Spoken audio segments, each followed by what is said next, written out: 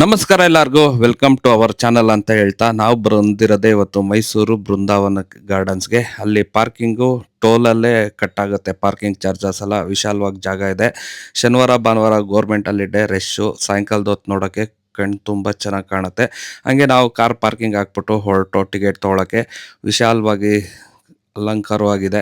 ಹಂಗೆ ಒಬ್ರಿಗೆ ಟಿಕೆಟ್ ಬಂದು 100 ರೂಪಾಯಿ, ನಮ್ಮಿಬ್ಬರಿಂದ ಸೇರಿ 200 ರೂಪಾಯಿ ಆಯಿತು. ನಮ್ಮ ಹುಡುಗನಿಗೂ ಇದೇ ಫಸ್ಟ್ ಟೈಮು, ನಾನು ಇದೇ ಫಸ್ಟ್ ಟೈಮ್ ಹೋಗ್ತಾ ಇರೋದು. ಹಂಗೆ ಇಲ್ಲಿ ಲೈಟಿಂಗ್ಸ್ ಎಲ್ಲ ಚೆನ್ನಾಗಿತ್ತು. ಹೋಗೋದು ಬೋಟಲ್ಲಿದೆ. ನಾವು ನಡ್ಕೊಂಡು ಹೋಗೋಣ ಫಸ್ಟ್ ಟೈಮ್ ಅಂತ ಮೀನೆಲ್ಲ ನೋಡಿಕೊಂಡು ಆ ಜಲ ಶಬ್ದ ನೋಡಬೇಕು.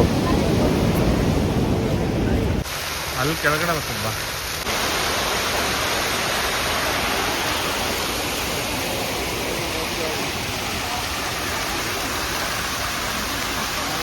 ನೀರಿನ ಶಬ್ದದಲ್ಲಿ ನಾವಂತೂ ಬಣ್ಣ ಬಣ್ಣ ಥರ ಆಗೋಗಿದ್ದು. ಅದನ್ನೆಲ್ಲ ನೋಡ್ಕೊಂಡು ನಾವು ಬಂದಿದ್ದೆ ಮ್ಯೂಸಿಕಲ್ ಫೌಂಟೇನ್ಗೆ. ಸ್ಟಾರ್ಟ್ ಆಯಿತು ಮ್ಯೂಸಿಕ್. ಅಂತೂ ನಮ್ಮ ಅಪ್ಪು ಸಾರ್ದಂತೂ ತುಂಬ ಚೆನ್ನಾಗಿತ್ತು. ಏನಕ್ಕೆ ಕಾಂಪೇರ್ ರೇಟ್ ಬರುತ್ತಂತ ಬೇರೆ ಸಾಂಗ್ ಹಾಕಿರ್ತೀನಿ, ನೋಡ್ಕೊ ಬನ್ನಿ.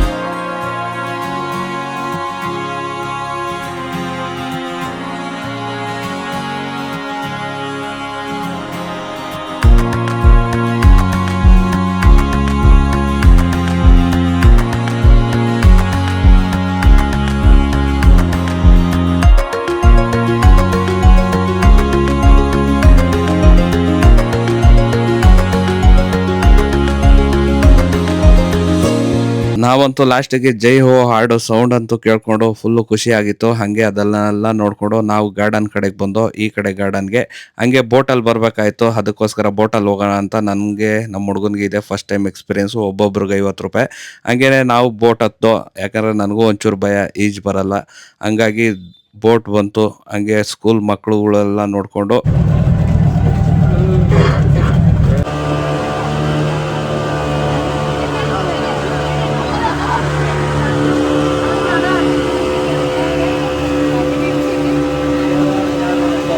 ಬೋಟ್ ಜರ್ನಿ ಸೂಪರ್ ಆಗಿತ್ತಾ?